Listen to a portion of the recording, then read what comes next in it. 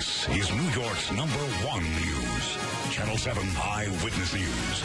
With Liz Cho and David Navarro. And Lee Goldberg with the exclusive AccuWeather forecast. Now, Eyewitness News, first at 4. A deadly ambush in Dallas. Nearly a dozen police officers targeted during a peaceful protest. The attack sparking more sadness and anger across the country. Nobody should have to be taken away from their family. This is a national crisis. This afternoon, we are learning more details about the officers who lost their lives in the line of duty and the man who opened fire on them. And good afternoon, I'm David Navarro. I'm Shirley Nallicott in for Liz Cho, and here's the latest information at this hour. Today, police identified the gunman as 25-year-old Micah Xavier Johnson.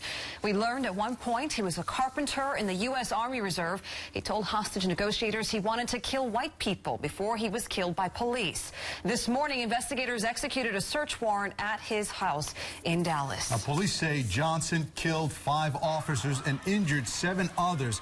2 innocent bystanders were also shot during the ambush. We have pictures of 3 of the slain officers. Brent Thompson was a Dallas area rapid transit officer. Michael Kroll and Patrick Zambripa were members of the Dallas Police Department. And here in New York City, security has been heightened as police precincts across the city. And we have 3 reports this afternoon. Let's begin with Eyewitness News reporter Jim Dolan, who is in Dallas with the very latest. Jim.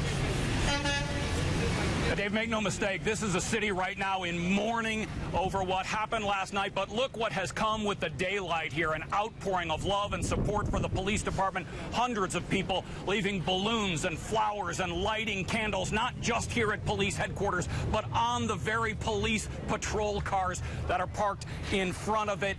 It is a daylight. In daylight hours, they are mourning, but last night, Dallas was petrified. Person with a big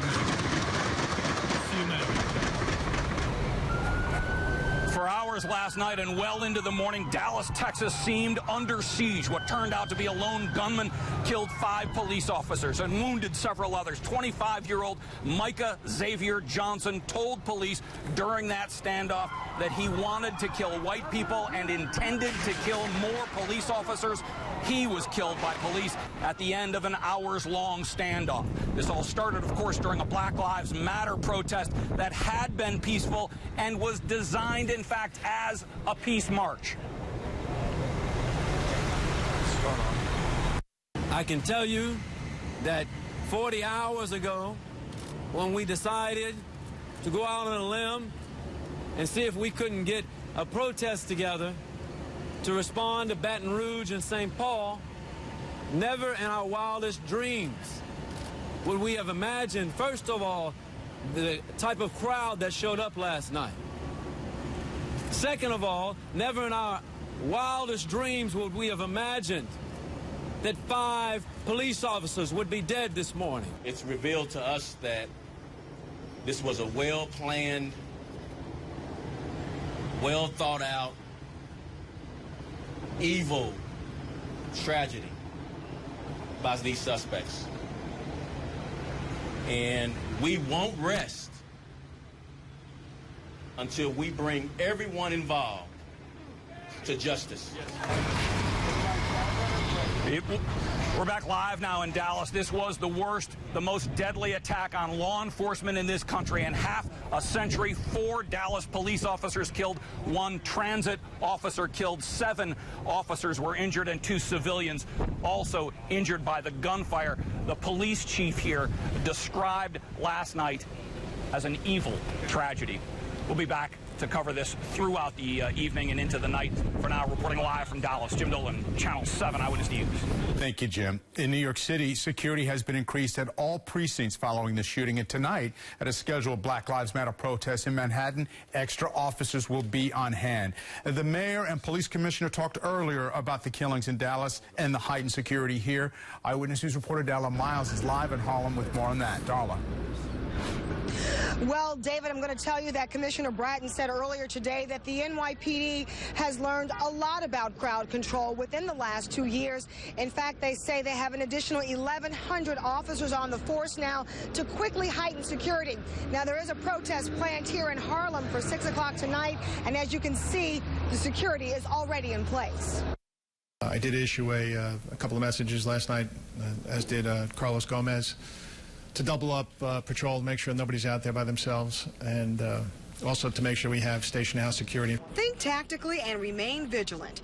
That was the message to all 35,000 NYPD officers at Roll Call Friday. This group got the orders as they stood near the American flag at half-staff at One Police Plaza, lowered in honor of the fallen Dallas police officers. All of our officers will be doubled up. Most of our patrols usually are dual, but we'll ensure to the best of our ability that we try to double up all of our assignments. Additionally, our auxiliary police officers who are unarmed, with the exception of the nightsticks they carry, also will not be utilized in the field for the next several days as we get a full understanding of the circumstances in Dallas. The killings of 5 Dallas police officers not unfamiliar to the NYPD after the 2014 murders of Officer Rafael Ramos and Wenjin Liu. The NYPD says it has received 17 threats against its officers since the deaths of Alton Sterling and Philando Castile. None have been deemed credible. The city says it expects to see more protests, large or small, like this one Friday morning, and that the NYPD plans to keep both the protesters and their officers safe. There will be very substantial police presence at all protests. We're going to make sure there are plenty of officers to keep everyone safe, and so our officers have plenty of backup and support. Now, Commissioner Bratton will be meeting with the Homeland Security Secretary Jay Johnson. In fact, they're meeting and giving an update as we speak. We'll provide more details on that coming up this evening at Eyewitness News on 5 and 6. Reporting live here in Harlem, Darla Miles, Channel 7 Eyewitness News. Darla, thank you. The ambush in Dallas drew the anger of President Obama this morning. He says he's horrified and added there is no justification for attacking police officers. There has been a vicious, calculated, and despicable attack on law enforcement. The president, who is in Poland for the NATO summit, said powerful weapons make these kinds of shootings more deadly and tragic. He says the gun problem has got to be addressed. President Obama also said we have to do a better job making sure everybody feels they are equal under the law. Of course, other politicians have been reacting as well. Political reporter Dave Evans is in the newsroom with that part of the story. Dave? Well, Shirley, I think for political leaders in New York and across the country, today became kind of a tightrope walk of sorts to both honor police and express sorrow over what's happened in Dallas, certainly, and yet at the same time to show support for protesters and their cause, the decrying of police violence and the deaths of young black men. This morning began with a traditional moment of silence at the New York Stock Exchange. And politicians like Hillary Clinton tweeted, "I mourn for the officers shot while doing their sacred duty to protect peaceful protesters." At the White House, flags were lowered to half-staff as the nation mourns another tragedy. Our hearts are with the Dallas Police Department.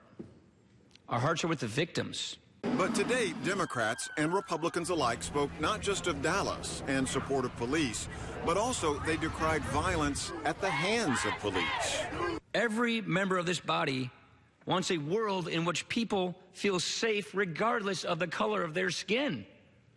And that's not how people are feeling these days. Even Donald Trump today said our nation has become too divided.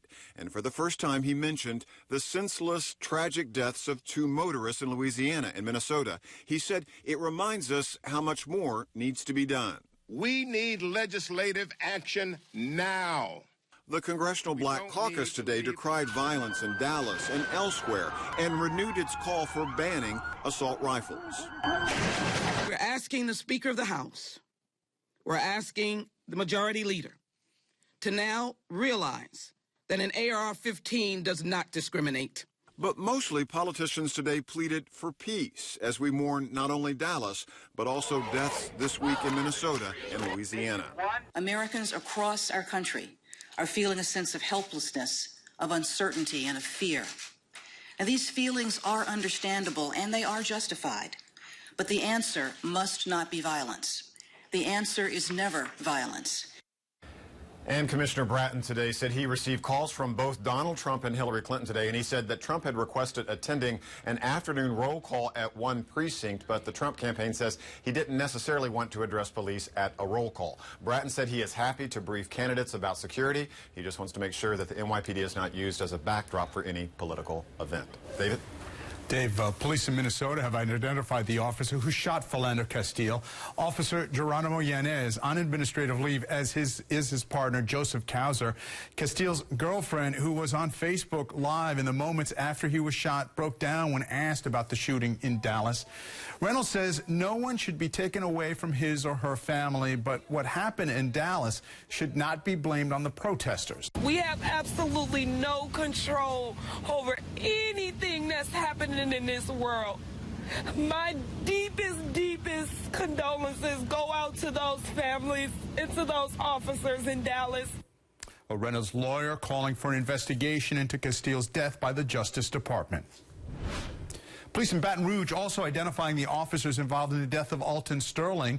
Blaine Salamini and Howie Lake have both received recommendations, or rather commendations, during their time on the force. Both have also been investigated and exonerated in cases of use of force. Sterling's mother calls what happened in Dallas reprehensible and says responding to violence with violence is not the answer. Shirley. All right, David, then NYPD says officers made 42 arrests during protests last night over police-involved shootings. Most people were charged with disorderly conduct and given a summons. One man was charged with hitting an officer in the forehead with his elbow. The officer was treated for a bruise at the scene. Demonstrators rallied at Union Square and then marched to Times Square. Our coverage of the Dallas ambush continues on ABC 7NY and the ABC 7 News app. Homeland Security Secretary Jay Johnson is meeting with Commissioner William Bratton. They are expected to hold a news conference in the next hour, and of course, we're going to bring it right to you as soon as it happens. Also, a quick programming note, there will be a special 1-hour edition of 2020 devoted to the tragedy in Dallas. That airs at 9 o'clock tonight. Turning now to the weather, and a severe thunderstorm warning was just issued for parts of New Jersey. Meteorologist Jeff Smith is outside our studios on the Upper West Side with the AccuWeather alert. Jeff? Yes, Shirley, parts of Morris County and Somerset County under that severe thunderstorm warning until 4:30. Check out the maps right now. That warning in effect. Also, a flash flood warning has been issued for southern parts of Orange and northern parts of Passaic until 6:45 p.m. So some dangerous weather in parts of New Jersey right now. We zoom into that initial storm that's prompted the severe thunderstorm warning. Western parts of Morris has a tremendous amount of cloud to ground lightning. This can contain 60-mile-per-hour wind gusts, maybe some penny-sized hail.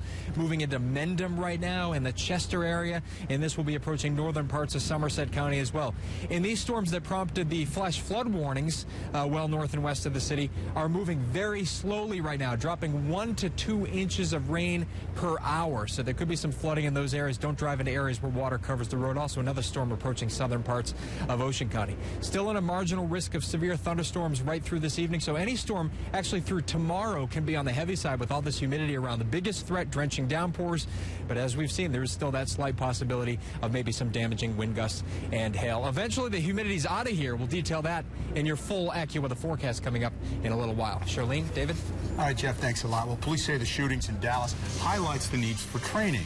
The drill a local police force did today to prepare for active shooter situations. Plus, a major hit to the Mets. The latest on pitcher Matt Harvey's injury and what it means for the team.